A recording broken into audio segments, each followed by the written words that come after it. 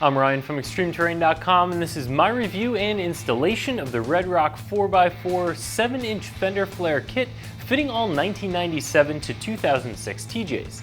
Today we're going to talk through the installation of this Fender flare kit, which is a very simple 1 out of 3 wrench installation. These are going to bolt directly in place of your factory Fender flares, and it should only take you about 2 hours to get these bolted up. But we'll talk more about the install in just a second. We're also going to talk about the construction and a few of the features of these flares. There are a few different reasons to swap out the factory flares on your TJ. One is because they're faded or cracked or just worn out and you want a new fresh look. Another would be to go with a flare that is slightly wider to give you complete tire coverage, either to keep you legal or to keep the tires from throwing junk up on the side of your Jeep. And either reason, these are going to take care of that problem. These are going to be a really well-built flare that's going to hold up against the UV rays. They're not going to fade and get chalky. They are going to give you some additional tire coverage, being 7 inches wide, to keep you legal and keep the sides of the Jeep a little bit cleaner.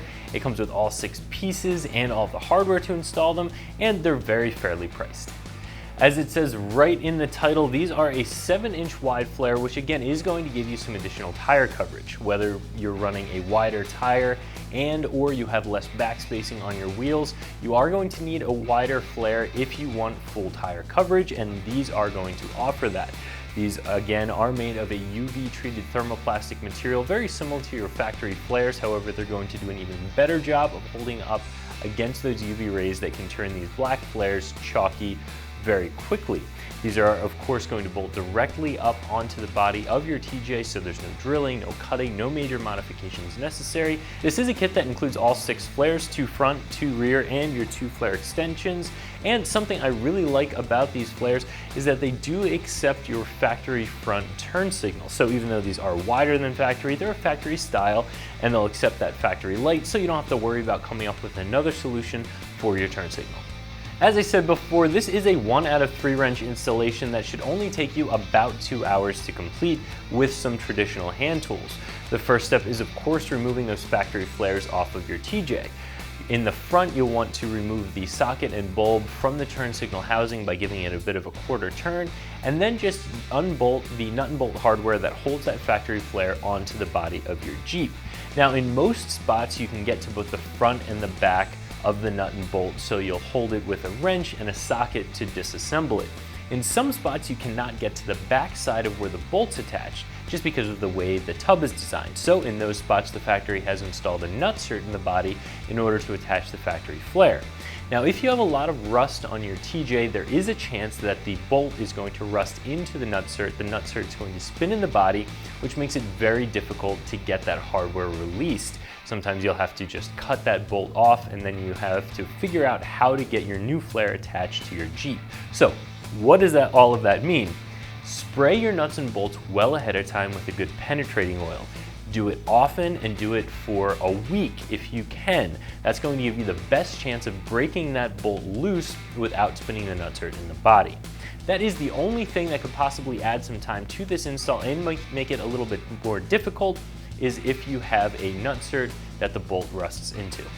So you work your way from the front to the back, you're going to remove all of that factory hardware, and then it's just a matter of transferring your factory turn signal into your new front flare and reattaching it. In the back, it's the same process. Of course, you don't have a turn signal, and you do have a inner fender liner that it helps to get rid of in order to get to those factory bolts.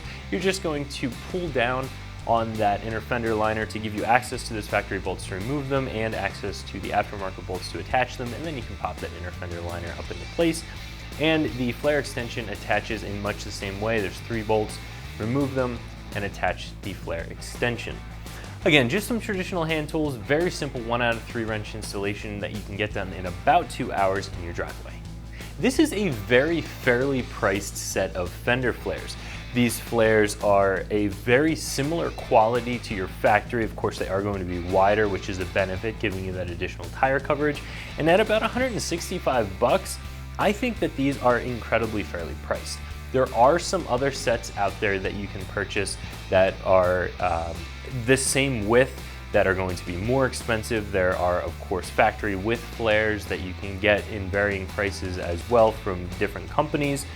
But I think that these are, again, very well built. They're going to fit very well. They look good on your Jeep. They give you the extra functionality of being wider and giving you more tire coverage, all for under $200.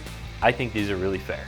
So if you're looking to replace your factory flares because they're faded or broken, or you've just added wider tires or lower backspacing wheels and you're looking to get full tire coverage from your flares, these 7-inch wide flares are going to do the trick, and they're very fairly priced.